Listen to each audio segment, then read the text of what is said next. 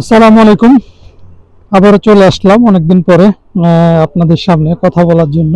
দর্শক সকলেই যারা আমাকে ফলো করেন, আমার চ্যানেল, ইউটিউব চ্যানেল যারা ফলো করেন, ম্যাক্সিমাম শ্রদ্ধেয় বড় ভাই ছোট ভাইদের একই প্রশ্ন যে নিয়মিত কেন ইউটিউবে ভিডিও নিয়ে আসি না বা বিষয়গুলো নিয়ে আলোচনা করি না। আসলে একটু আজকে কথা বলবো মন খুলে। সেটা হলো যে আসলে ইউটিউবটা আসলে ইউরোপ ফ্রান্সের যে জীবনগুলো এটা নিয়ে একটু কথা বলবো। স্বপন যারা নতুন আসে বা পুরনো যারা আছে, ফ্রান্সের লাইফটা কেমন, ফ্রান্সের জীবনটা কিভাবে আসলে চলছে বর্তমান সময়ে মানুষের, এই বিষয়গুলো নিয়ে কথা বলবো। ইউরোপের যে দেশগুলো আছে, যেমন যে দেশগুলোতে গেলে সচরাচর কাজটা যেখানেই থাকেন না কেন, আমরা যেখানেই দেশে থাকি না কেন, মূল ব্যাপারটা হচ্ছে যে ভাইরা ইউরোপের দেশগুলো কিন্তু একটু বিশেষ করে ফ্রান্স একটু কঠিন। যদি কাজের কথা বলতে যাই, পেপারসের কথা বলতে যাই বা অন্যান্য যে খরচের কথা বলতে যাই, সব মিলিয়ে কিন্তু ফ্রান্সের লাইফটা একটু ডিফিকাল্ট। সো প্রথমে যাব কাজের ব্যাপারটা। কাজ ভাগ্যের উপরে নির্ভর করে, অনেক সময় নিজস্ব কিছু লোকজন উপর থাকে যাদের হেল্পের কারণে হয়তো বা ফ্রান্সে অনেক কিছু সম্ভব হয়ে দাঁড়ায়। আবার দেখা যায় যে যদি আপন কেউ না থাকে বা নিজেকে অনেক সময় যুদ্ধ করতে হয়, বিভিন্ন জায়গায় ঘুরতে হয়, ঘোরার পর কাজ পাওয়া যায়।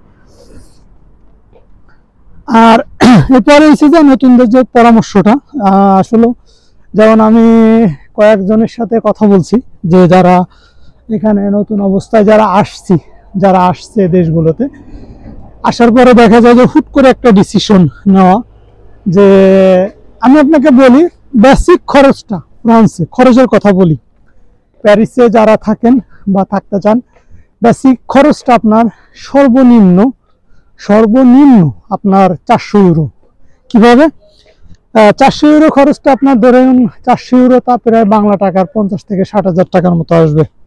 একটা মানুষের থাকার জন্য প্রয়োজন হয়, সেটা থাকা 150 টাকা বা 200 ইউরো, খাওয়া 120 থেকে 30 ইউরো, এরপরে মোবাইল খরচ আছে, অন্যান্য আত্মীয় স্বজনদের সাথে কথা বলার ব্যাপারটা আছে, সবকিছু মিলে আপনি 400 থেকে 450 ইউরো ধরতে পারেন বা 400 ইউরো হয়ে যাবে। এটা খরচের ব্যাপার। এখন আপনি নতুন আসলেন, আপনি এখানে এসে রাজনৈতিক আশ্রয় করবেন, আপনি এখানে আসার পরে যে পলিটিক্যাল যে অ্যাজাইলের জন্য আবেদন করবেন, এই আবেদনের প্রেক্ষাপটটা হচ্ছে যে আপনার এখানে আসার পরে আপনি তো এই টাকাটা দেশ থেকে এনে আপনাকে সম্ভব না, তাহলে আপনি কি করবেন? এখন আমার প্রশ্ন হলো যে আপনি যদি দেশ থেকে টাকা না এনে চলতে পারেন, আর ইউরোপে এসে যদি দেশ থেকে টাকা এনে চলতে হয়, তাহলে তো এর মতো বোকামি পরিবেশ পরিস্থিতির ক্ষেত্রে আমরা অনেক সময় নিয়ে আসি বা আমরা এটা করতে বাধ্য হই। কিন্তু আপনাদের সকলকেই, যারা নতুনরা আসে দেশে, আমি সবাইকে কিন্তু এই পরামর্শটা আগের থেকেই দিয়ে আসতেছি যে আপনি কিভাবে নতুন অবস্থাটা পার করবেন। সো যারা নতুন আসবেন বা এসছেন অনেকেই উপকৃত হবেন। সেটা হলো যে আসার পরে দেখা যায় যে আপনি যদি রাজনৈতিক আশ্রয়ের জন্য আবেদন করে থাকেন, সরকারি যে ফ্যাসিলিটি, অর্থাৎ একটা জিনিস আপনি পাবেন তাদের কাছ থেকে, যেখানে আপনাকে থাকার জায়গা দিয়ে একটা রাজকীয় একটা রুম দিবে। হয়তো কি নতুন সময়ের জন্য আপনার সেখানে অনেক কষ্ট হতে পারে যে ভাষা জানেন না, কিন্তু আপনাকে সার্বিক হেল্প করার জন্য একজন সোশ্যাল সেখানে থাকবে, তার কাছে গেলে আপনি সর্বপ্রকার হেল্প পাবেন, কেমনে কি করতে হবে সে আপনার সব করে দিবে। আর যদি আপনি এটা মানে থেকে বঞ্চিত হন, তাহলে দেখা যায় যে আপনাকে অনেক ভোগান্তিতে পড়তে হতে পারে। আপনি সরকারি যে থাকার জায়গাটা পাবেন না, আপনাকে খাওয়া বাবদ যে 220 টাকা 220 ইউরো দিবে, এটা আপনি পাবেন না। তো এটা যদি আপনি কভার করতে পারেন যে না, আমাকে কেউ আছে দেশে আমাকে দেখার মতো বা আমার পাশে দাঁড়ানোর মতো, যদি এরকমের কেউ থেকে থাকে, তাহলে আপনি দেখা গেল অবশ্যই আপনি আপনার মন মতো ইচ্ছা মতো থাকতে পারেন। সো এটা যদি করেন, তাহলে দেখা যায় আপনি আপনার বাড়ি থেকে পয়সা আনতে হবে না। এরপরে আপনি যে সময়টা এখানে পাবেন, এই সময়ের মধ্যে আপনি আপনার লাইফটা সেটেল করতে পারবেন, আপনি দেখা গেল কাজ খুঁজতে পারবেন একটা অর্থনৈতিক চাপ থেকে। আর ম্যাক্সিমাম লোক দেখা যায়, ফ্রান্সের কথা বলি বা ইউরোপে আসার পরে সবাই মধ্যে একটা হাইতাশ করে, আমাকে যে কোনো এতে 2 বছরের মধ্যে বাড়ি যেতে হবে, 3 বছরের। ফ্রান্সের ব্যাপারটা হচ্ছে, যদি আপনি অ্যাজাইল আবেদন করছেন, অ্যাজাইলে যদি আপনি এখানে রাজনৈতিক আশ্রয়টা পেয়ে যান, তাহলে আপনি মনে করেন ব্যাডে বলে লেগে গেলে আপনার জন্য গুড লাক, ফ্যামিলি নিয়ে আসতে পারতেছেন, 2 ছেলে মেয়ে থাকলে নিয়ে আসতে পারতেছেন। আর যদি আপনার ব্যাডে বলে না লাগে, তাহলে আপনাকে ভুগতে হতে হবে, সেজন্য আপনাকে কাজের অধীনে যেতে হবে, কাজ করতে হবে, একটা সময় দিতে হবে। এখন দেখা যায় সবাই হায় হতাশ করে, সবাই কেউ চেষ্টা করে অন্য দেশে কিভাবে কি করা যায়, দৌড়াদৌড়ি, হায় একটা হতাশ। একটা সময় আমার কথা হয়েছে যে আসছি বা আমরা লেগে আছি, কাগজ হইলে হবে, না হলে আল্লাহ জানে, যদি মন ভালো না লাগলো বাড়িতে চলে যাবো, সেটা হলো অন্য সাবজেক্ট। যদি কিন্তু আপনাকে এখানে সময় দিতে হবে, অ্যাটলিস্ট 5 থেকে 6 বছর লেগে যেতে পারে, 7-8 বছর লেগে যেতে পারে। এই সময়, এই কাজের উপরে, এই দেশটার উপরে আপনাকে সময় দিয়ে। আর সবচেয়ে গুরুত্ব হলো যে, আমি আগেও বলেছি এখনো বলছি, আপনাকে ভাষাটা খুবই গুরুত্বপূর্ণ সহকারে আয়ত্ত করতে হবে। ভাষাটা আয়ত্ত করলে আপনার জন্য অনেক কিছু সহজ হয়ে দাঁড়াবে। এটা হলো একটা পাঠ।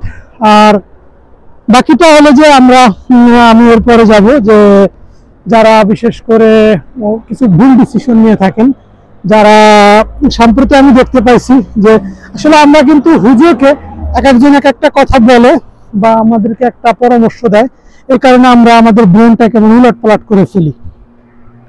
চলে ডাবলিন প্রসেসের একটু কথা বলবো। ডাবলিন প্রসেসটা হলো যে,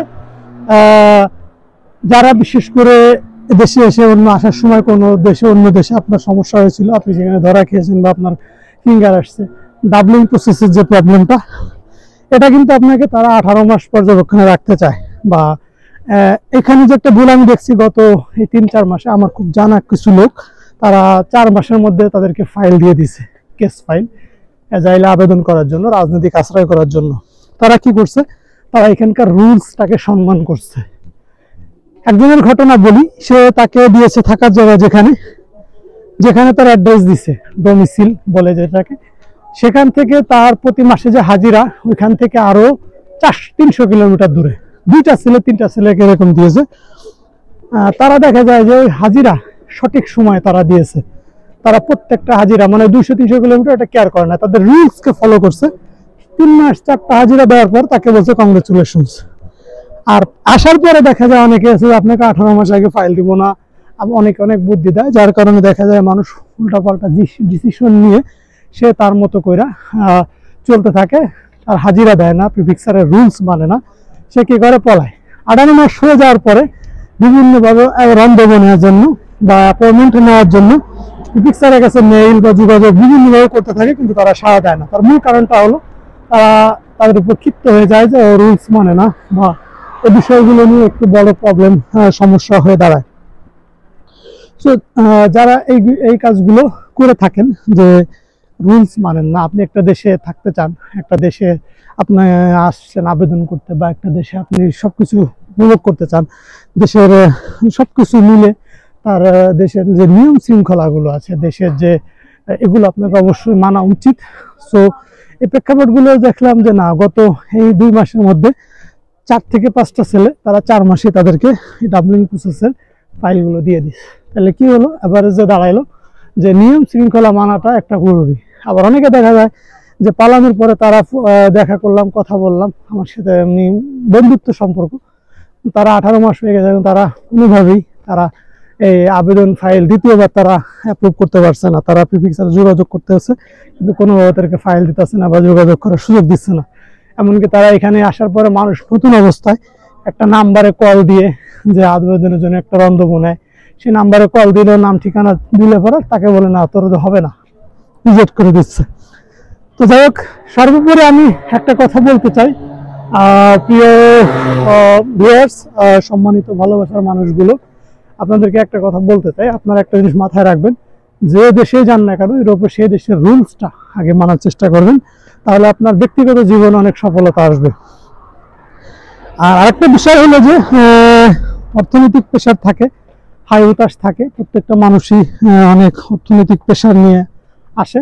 তো পরিবারকে বলবো, পরিবারের যদি কেউ দেখে থাকেন, সবাই চেষ্টা করবেন যে না, এই অর্থনৈতিক প্রেশারগুলো থেকে দূরে থাকার জন্য। তাহলে আপনার মানে একটু চাপ কম দেওয়ার জন্য পারিবারিকভাবে আপনার রিলেটিভ যে আছে দেখা গেল যে আপনি একটু অনেক কিছু যদি একটু চাপ কম দেন বা চেষ্টা করবেন একটু প্রথম পর্যায়ে 2 বছর নিজেও কষ্ট করে চলার জন্য, একটা সময় দেখবেন আপনার ফ্যামিলি, আপনার হাজব্যান্ড বা আপনার ভাই, আপনার যেই হোক দাঁড়িয়ে গেছে। তো যাই হোক, সুন্দর হোক আপনার জীবন, সচ্ছলতা বয়ে আনুক প্রত্যেকটা মানুষের প্রবাস জীবনে। যদি বিন্দুমাত্র ভালো লাগে কথাগুলো, সেভাবে চলার চেষ্টা করবেন। আর অবশ্যই আমার ভিডিওটি ভালো লাগলে একটি লাইক, কমেন্টস, শেয়ার আর সাবস্ক্রাইব করতে ভুলবেন না। ভালো থাকবেন। আসসালামু আলাইকুম।